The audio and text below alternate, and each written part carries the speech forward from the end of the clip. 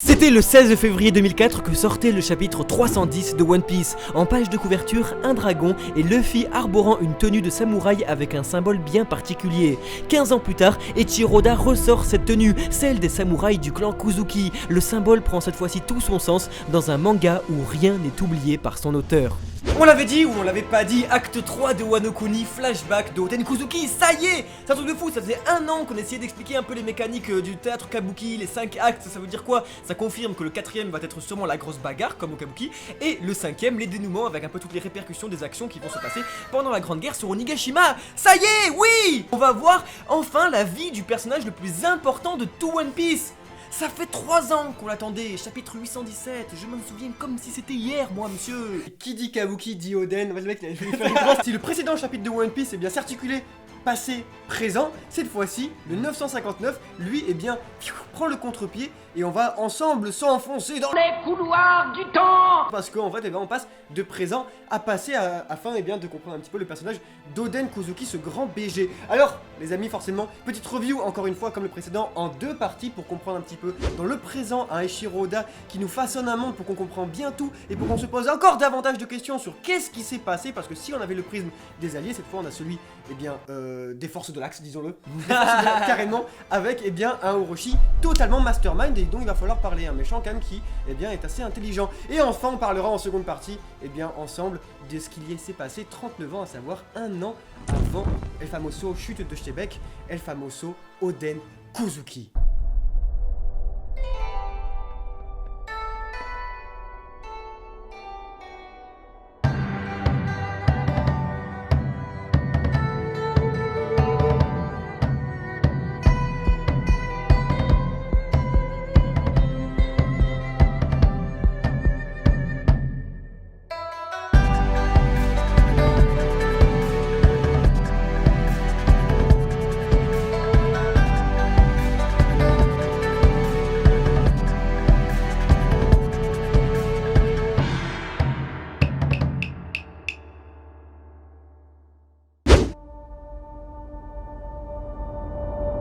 Alors cette partie, j'ai décidé de l'appeler une toute dernière fois, parce que ça y est, allez, une toute dernière fois, d'accord, on comprend, on peut rester un peu sur notre faim, que c'est un peu un chapitre à demi-mesure, à double teinte. Sensei, j'ai une question.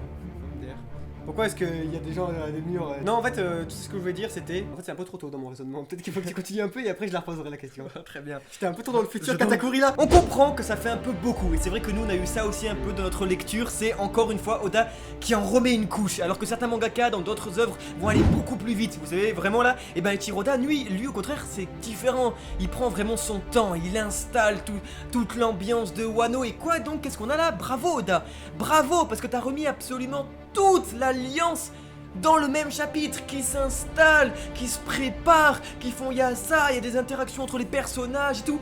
On apprend vraiment à les connaître, à les aimer, tout ça parce que on sait que pendant la grande guerre il va y avoir des pertes, on sait qu'il va y avoir plus de larmes que là, alors que là il y a des sourires sur Onigashima, ça va se transformer un peu en larmes tout ça. Et si ça marche, c'est parce qu'aujourd'hui Oda prend le temps là-dessus, mais on comprend quand même que putain, c'est la dernière fois s'il te plaît, parce que bon on le savait, on savait qu'il y avait un peu des trucs qui se mettaient en déroute et tout, mais maintenant voilà, on a un peu comme disait juste avant, le prisme en même temps de l'alliance, mais en même temps d'Orochi qui fait un peu ses petites magouilles. Oui mais Sensei, oui. Est-ce que quand même on peut pas dire que ça fait du bien de savoir au final que eh bien, les Mugiwara sont mis davantage en déroute et c'est ce qui manquait un petit peu à Walker Island, la saveur. Exactement. C'est-à-dire que là vraiment on a quelque chose d'extrêmement compliqué pour les Mugiwara et leur alliance, dans la mesure où vraiment c'est échec sur échec. On s'était vraiment dit, on a un Kaido qui one-shot Luffy, c'est chouette, mais c'est pour nous montrer qu'après on va avoir tout un background qui va s'installer. Cependant, eh ben, il y a beaucoup de bonnes choses qui sont passées, mais vraiment on n'a pas eu ce sentiment de ouais, Luffy il y arrive tout le temps en un. Là en fait ce qui est intéressant c'est qu'on a vraiment la sensation de danger, et surtout ça vient d'Orochi, ça fait plaisir parce que Kaido, Dieu sait qu'on sait qu'il est puissant et tout, mais là Orochi on a vraiment, ben ça y est, un bon méchant, un bien pervers, bien sale, qui fait ses trucs dans son coin, un serpent ce mec, et ça marche. Ça fait penser un peu à Spandam, un méchant qui fait du mal et qui réussit.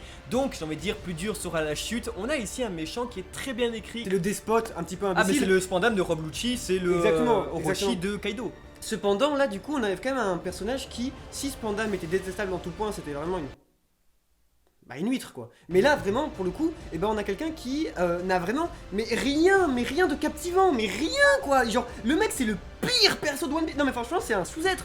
Mais pourtant il est GG quoi, il est là avec ses petits plans et tout. Le pire c'est que ça fonctionne, ça fait du bien de voir un Ouais, personnage c'est genre, qui s'auto-convainc dans sa folie en disant bah voilà, hein, vous avez tous cru que moi j'étais paranoïaque. Mais en fait non, je suis pas du tout parano putain. C'est le seul mec qu'on croyait parano parce que c'est le seul à croire à une prophétie de retour dans le futur de je sais pas trop quoi, alors qu'en fait le voyage temporel est possible dans One Piece, donc c'était bien le seul à avoir vraiment raison d'avoir peur. Et ça c'est très Et intéressant. en plus ça laisse sous-entendre que genre dans le chapitre précédent ce qui était assez remarquable c'est qu'il était en train de se taper son meilleur harem là.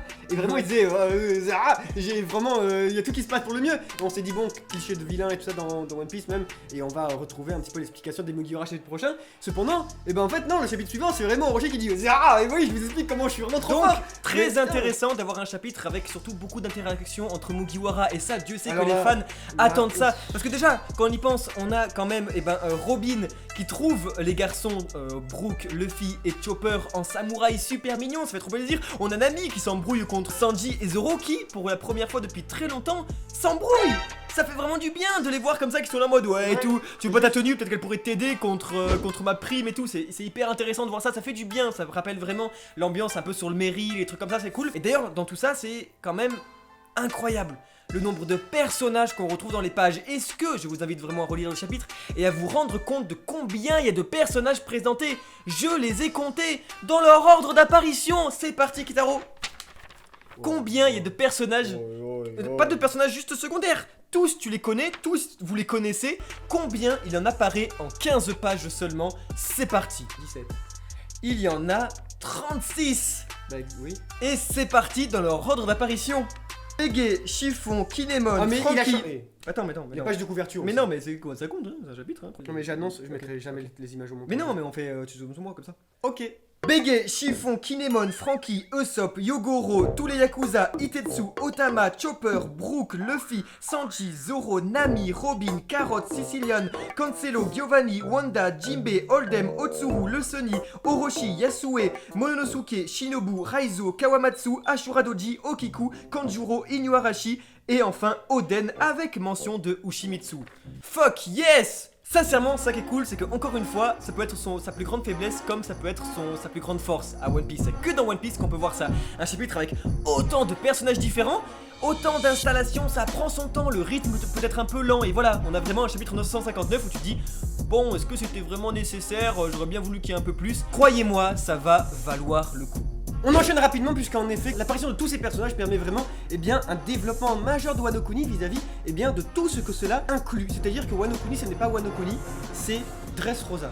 Dressrosa ce n'est pas uniquement Dressrosa, c'est Punk Hazard. Et c'est vrai qu'au final on se rend compte que quand même depuis l'autre jambe là qui courait comme ça dans un dragon, vraiment c'était ça Wano Kuni. Et c'est tous ces personnages là, de Zou avec Wanda, de Punk Hazard avec un Doflamingo qui vendait des armes. Ça a été dit. Et qu'ils utilisent maintenant, ils utilisent des putains d'armes maintenant de Doflamingo.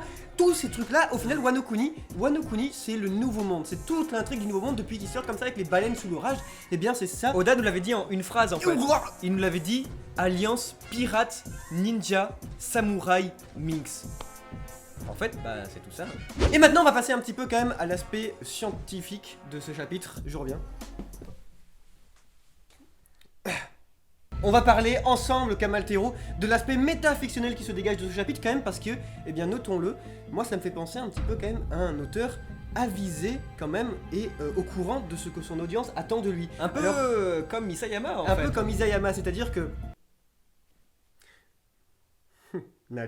C'est-à-dire qu'on a un mangaka qui va souligner dans son œuvre, son œuvre elle-même. Il va souligner. Vous le voyez pas, mais il croise les jambes. En réalité, on va un petit peu parler ici de toutes les occurrences métafictionnelles dans le chapitre 959 de One Piece. Nous commençons quand même toutefois par quelque chose que nous avons dit en introduction Kamaltero qui est, le chapitre 310. Vous avez vu en introduction, ce chapitre fait directement écho au chapitre 310 et au symbole Kozuki, c'est-à-dire qu'on a vraiment la même pose du personnage, c'est vraiment tout qui est pareil. Vraiment, les trois visages, c'est un truc que Shiroda n'a jamais vraiment fait dans son œuvre, mais que pourtant il le fait tout le temps dans les SBS pour dessiner des personnages ou même tout simplement dans le bandeau des SBS. Qui a été repris énormément en fanart. On parle énormément de fans, c'est-à-dire les trois personnages en fait fait, ou plutôt 2 qui vont enfoncer le visage d'un au milieu, et du coup, vous mettez votre trio préféré comme ça, qui fait des trucs kawaii. Du coup, c'est une forme, c'est-à-dire que vous savez, c'est comme un petit peu la forme plastique de Ener qui crie, qu'on retrouvera avec Perona, avec Sop, tout ça. Et donc voilà, c'est quelque chose qui, on retrouve un petit peu Eiichiro-Oda ici, qui se convoque lui-même. Et enfin, on a un dialogue direct avec son lecteur, c'est-à-dire que vis-à-vis de Zoro, qui ne veut pas mettre l'armure, et surtout un Sanji qui dit « ça tirait bien ». Et ça, c'est quelque chose que, absolument tous les lecteurs de One Piece veulent voir, et c'est une image que même Eiichiro-Oda ne décide de ne pas nous offrir, que ce soit dans les pages de couverture, dans toutes les références iconographiques sympas qu'on peut retrouver. On se dit quand même, c'est un énorme somme. Zoro là en armure Kabuto, ça aurait été, mais peut-être, qui sait, toujours de l'espoir. Mais... Alors concrètement, qu'est-ce qu'on va faire avec les ponts? Ils sont tous cassés, comment tous vont se retrouver? Un seul mot, j'ai envie de dire, une seule personne, Franky. On l'a déjà vu construire des ponts super rapidement et tout. Normalement, s'il y en a bien un qui peut réparer ici les ponts, c'est Franky. Va-t-il aider donc là-dessus? Aussi, le Sunny, donc il a été abîmé. Comment ils ont trouvé la cachette du Sunny? Là, du coup, ça nous relance la piste du chapitre précédent où on évoquait, le traître de Wano Voilà, Kuni. et surtout, c'est que, qui peut être ce traître-là? Qui communique? Et c'est hyper intéressant parce que, si ce n'est peut-être Carotte et le délire de la fanbase là-dessus, c'est peut-être en fait tout simplement un personnage dont on ne soupçonne pas du tout le potentiel. Genre vraiment, je pense que Oda, en fait, il est peut-être en train vraiment de nous faire une Reiner Bertolt et peut-être qu'on va vraiment être là en mode fuck, c'était un traître! Parce que sinon, qui? Ah non, mais ils y sont tous passés, moi franchement, je vois pas quel. Là, sinon, parce que vraiment les plus crédibles c'était Kanjuro et Okiku, et en fait, on voit que c'est pas possible. C'est-à-dire ou bien c'est un peu. Ou sinon, franchement, je trouve qu'ici il y aurait un problème d'écriture. Bah non, je pense parce qu'on en arrive à un point justement où vraiment. Ou bien c'est tous les personnages qui ne sont pas mentionnés, justement. Auquel on ne pense pas, c'est parce que justement l'écriture serait absolument désastreuse en fait si ça devait être des traîtres. Non mais on peut pas dire que Kinemon c'est un putain de traître. Là on en arrive à un point, c'est flippant. Ce qui est le plus flippant c'est qu'au final, c'est le bateau, le Sunny. On va en parler un petit peu après, mais juste la cachette du Sunny, c'est quelque chose qui a été extrêmement intime en fait. C'était au chapitre 911, c'était seulement Otama avec Luffy. Plus tard, ça a été précisé sûrement que le Sunny se trouvait dans cette cachette là, et que donc, tout le monde doit être au courant. On va savoir un moment où Otama, c'est tout bête, mais comme c'est une enfant, il suffit qu'un fou rouge lui demande « Oui, en fait, je dois mettre des armes sur le Sunny, ou dis-moi où il est ». Je pense qu'Otama, en toute... mais non, c'est sûr. Voilà. Et on a quand même quelque chose de très émouvant dans ce chapitre, c'est la mention de Jinbei par Luffy. C'était il y a plus d'1 an et demi que la promesse avait été faite de oui, je m'occupe de tout ça, de Whole Cake Island, je dois finir mon histoire avec Big Mom et je rejoindrai l'équipage des Mugiwara. Est-ce que Jinbei va revenir? Et là où c'est très sensible, c'est que c'est très sensible tout simplement. Comment Jinbei va-t-il revenir? Parce que faut faire attention un peu au Deus Ex Machina, chose nous qui... Vous le savez très bien, ça nous avait sorti par les yeux de voir vraiment un Wadatsumi sauver le Sunny sur la plus grande action que Big Mom n'ait jamais faite du manga. Ah, j'en peux plus! J'en peux plus! Quelques chapitres après, on voyait Big Mom au calme en train de discuter avec Kaido. C'est-à-dire que Jinbei s'est fait pouillave!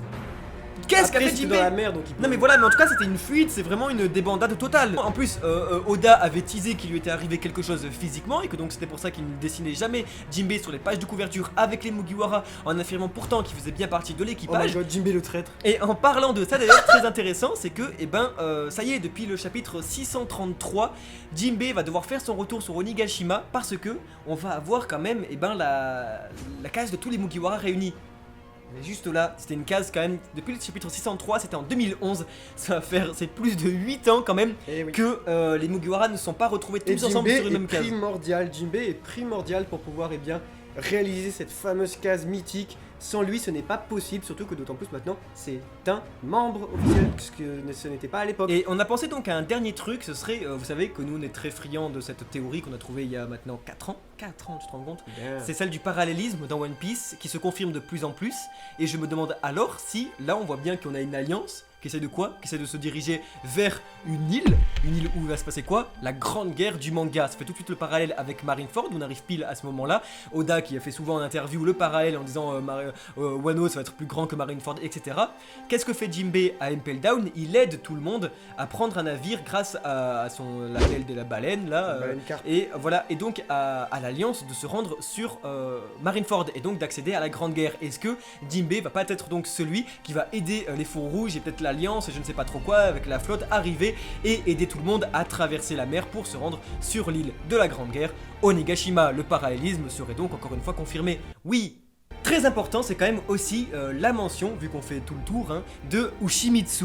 Intéressant parce que oui, les amis, rejoignez encore une fois le catégorisme. Nous, ça fait 1 an qu'on vous le dit, théâtre des illusions et tout. Non, les amis, Ushimitsu n'est pas Yasue Shimotsuki. Encore une fois, c'est des apparences qui trompent ici. Il faut pas croire ce que les personnages te disent, mais bien ce que le mangaka veut te faire comprendre. Et quand Yasue disait, oui, en fait, c'est moi Ushimitsu, que dalle, ça veut être sa fille, en fait, Otoko, parce que Ushimitsu était considéré, présenté en tout cas, comme un petit garçon qui volait la nuit et tout. Otoko en japonais, ça veut dire garçon, homme et tout. Je suis sûr que Ushimitsu est bien Otoko, seul personnage dans tout ce bordel qu'on ne voit pas. C'est la seule petite fille qu'on ne voit pas, et pourtant on nous dit oh elle est apparue là et tout. Et c'est attendez, sûr, c'est sûr. petite validation comme ça parce que c'était pas nécessaire, mais je suis là. Eh bien, on nous dit que c'est bizarre parce qu'il n'y a pas eu de vol à la capitale pour cette fois-ci, et pour autant ils ont quand même de l'eau pour Noël là. Ça veut C'est dire la fête. que, ouais. Eh bien, on rappelle également que le personnage qui n'est pas présent ici, qui est allé à la capitale, c'est qui? C'est Komoyazaki. Exactement, Connu sous le nom c'était là le d'Iori, complice. ainsi connu sous le nom de la complice d'Ushimitsu, la gamine, le gamino. Dab, Dab, partie suivante, Dab. Oden fucking Kuzuki, on y arrive. Quelle excitation! Je suis tout excité, je suis tout en émoi, c'est trop cool parce que j'ai vraiment la sensation, je le dis encore, que ce personnage est incrédiblé. On va vraiment arriver sur une figure très importante du monde de One Piece. Alors que nous arrivons à la fin de ce manga, il en reste un à voir. Chapitre 817, encore une fois je m'en rappelle, mes aïeux, je m'en rappelle. Oden Kuzuki qui était là en mode oui, Momonosuke, le monde est vaste et tout. On va enfin le voir. Toujours cette silhouette, et Chiroda, tu joues à quoi? Quoi tu joues? C'était il y a 39 ans les amis, c'était 1 an avant l'incident de God Valley, de Shebeck, de Barbe Blanche, de Big Mom, de Roger, de Garp, de toute la Smala qui se fout sur la gueule. 1 an avant, si Ichiroda il balance ça exprès, ça ne veut pas rien dire. Je pense que vraiment après cet incident là, Roger va atterrir sur Wano Kuni et faire la rencontre de Oden Kuzuki. Oden Kuzuki qui marche comme ça, mais cachez vos filles, vos femmes, cachez votre bétail. Mais cachez votre bétail, c'est-à-dire que le mec, c'est un tombeur intergalactique. Le mec, info sûr. N'oubliez pas du tout que pour Eiichiroda, le Victor Hugo du game, il faut absolument que votre personnage, s'il a une importance capitale dans tous les recoins de ce monde et de cette putain d'histoire avec un grand H, ça va être un Spoon. On va le voir, il va être chum. Et croyez-moi, un truc qui va être fantastique, c'est que il va être, mais je vous assure, info sûr, il va avoir, vous l'avez vu, sa grande ceinture de Kabuki. Mais info sûr, il va être en slibard. Il va avoir un slip de sumo. C'est limite, j'ai pensé à un truc, autant il a rien. Genre il aurait juste un haut, il aurait pas de bas, ce serait tellement mort. Il va vraiment à poil comme ça là. Non, c'est parce que c'est trop One Piece de faire ça. Oui, mais le problème, c'est c'est que- génial. Tu sais que t'es caché tout le monde et tout, parce que genre vraiment il disait que c'est à Cacher le poil. bétail. Et là, non, mais en tout cas c'est possible que là bah genre il ait Ouais, mais juste c'est un perdu son fut. exhibitionniste et c'est pas drôle. Mais tu non, vois. mais il a juste perdu son fut en eau, Ah oui, dans mais sur la mer. non, Tu mais vois. ça, il va avoir une gueule, on va faire. Oh my god, c'est un Luffy Xinjiang. Si nous l'a caché autant, c'est parce qu'on va directement se dire My fucking god, c'est exactement Roger, c'est exactement Luffy, c'est exactement tous ces C'est un personnages. personnage, on va avoir beaucoup de trucs à dire sur lui, mais le premier truc quand même, qui me revient, c'est qu'encore une fois le chapitre 817, les amis, le but de l'alliance ninja, minx, samouraï, pirate, n'était pas en fait de base de faire tomber Kaido. Le premier but, et ça a été dit comme il y a 3 ans pour être rappelé la semaine dernière, c'était ouvrir les frontières de Wano Kuni. On voit dans ce chapitre-là Kinemon qui se souvient d'Oden Kuzuki qui parle à ses fourreaux rouges et qui dit « Les amis, il faut absolument, ça y est, le temps est venu, il faut qu'on ouvre les frontières de ce pays. » On avait vu aussi sur le chapitre 958, tout simplement Roger qui dit à Oden et tout « Ouais putain, il revenait de Raftel et il dit... Je dois ouvrir les frontières de Wano Kuni. Et si je n'y arrive pas, ça va être à mes vassaux de le faire. C'est pour ça qu'on en fait tout un truc sur Den Kuzuki, nous, depuis longtemps. C'est parce qu'en fait, ce personnage-là, c'est sûr qu'il est super proche de Roger, de Luffy, de la volonté du D, des poneglyphes, du Rio poneglyph, de Raftel, du One Piece. C'est-à-dire Sa que- grand-mère. En fait, vraiment, je pense vraiment que l'ouverture des frontières de Wano Kuni permet à la fois, vous savez, un ressort d'intrigue capital sur le fil rouge de One Piece, mais également, tout simplement, un ressort narratif sur les habitants de Wano. C'est-à-dire qu'en gros, vous savez, ça va être d'une pierre deux coups, permettant à la fois d'ouvrir les frontières simplement au niveau politique et commercial, faisant de Wano Kuni un monde de peace and love où Luffy a fait bouger les choses, etc. Mais également, vous savez, du côté des bails sombres, permettre la clé l'obligation, la nécessité que permettait l'ouverture des frontières pour la finalité du monde et de notre histoire de One Piece. Ainsi, eh bien, quand on dit qu'il faut ouvrir les frontières, eh bien, on a quand même les paroles d'un Oden Kuzuki qui nous dit « J'ai compris que c'était étroitement lié à la famille Kuzuki. » Parce que, eh bien, ils connaissent les secrets de ce monde, c'est eux qui les taillent, et donc au final, ça va permettre les bails les plus sombres de l'histoire de One Piece. Les amis, on est sur du Eiichiroda Wano Kuni, encore une fois, c'est son bébé, c'est son amour, c'est son arc le plus réfléchi, le plus attendu, le plus teasé. Si il est pas en train de nous faire une, deux, trois, quatre lectures en même temps, il va y avoir plein de messages. Et de voir que Oden Kuzuki, c'est un mec qui recherchait qu'une seule chose, c'était la liberté, de partir en mer, de te dire ouais je suis un peu à l'étroit ici. Croyez-moi qu'on est ici un truc en 4D. Il va y avoir plein de significations à ça. De voir qu'à chaque fois qu'on entend parler de ce mec, c'est il faut que j'ouvre les frontières. Ouvrir les frontières. Je suis sûr qu'en plus ça doit parler de l'histoire du Japon et forcément du pays isolationniste qu'il était avant de s'ouvrir au monde et de la puissance qu'il est aujourd'hui. De tout le bordel, de la politique, de l'ère d'Edo, des guerres fratricides et tout. De voir aujourd'hui un personnage qui veut partir et ouvrir la frontière. Grâce à ses vassaux, grâce à la flamme en fait qui se transmet. Encore une fois, Barbe Blanche qui nous l'a dit à Marineford. Comme tout est connecté en fait. Barbe Blanche qui dit à Marineford que la flamme ne se transmet pas forcément dans le même sang, mais de personne en personne. Et que donc aujourd'hui, la flamme d'Oden Kuzuki, elle est dans ses vassaux. Et de voir ses vassaux aujourd'hui qui disent on est les samouraïs de fucking Oden Kuzuki, on va sur cette barque et on va aller se tuer sur Onigashima pour ouvrir les frontières parce que c'est pour ça qu'on est vivant aujourd'hui. Parce qu'on a aujourd'hui la volonté d'Oden Kuzuki. Comme Luffy porte celle de Roger et pourtant c'est pas le même sang. Comme ici, la volonté de Oden fucking Kuzuki va se retrouver chez ses vassaux qui doivent ouvrir la frontière de Wano Kuni. C'est incroyable comme c'est bien écrit en fait. Mais il manque aussi un dernier truc quand même hyper important. C'est Toki Kuzuki. C'est la seule part d'ombre en fait du passé d'Oden. La dernière chronologie qui doit encore s'emboîter. Quand est-ce qu'il a fondé sa famille avant de partir en mer? Quand est-ce qu'il a rencontré Roger et Barbe Blanche? Alors que là on a bien vu que c'était un an avant God Valley et leur relation n'est pas du tout pareille à Roger et Barbe Blanche. Ce n'est pas les mêmes personnages, les mêmes rivaux qu'on connaît aujourd'hui.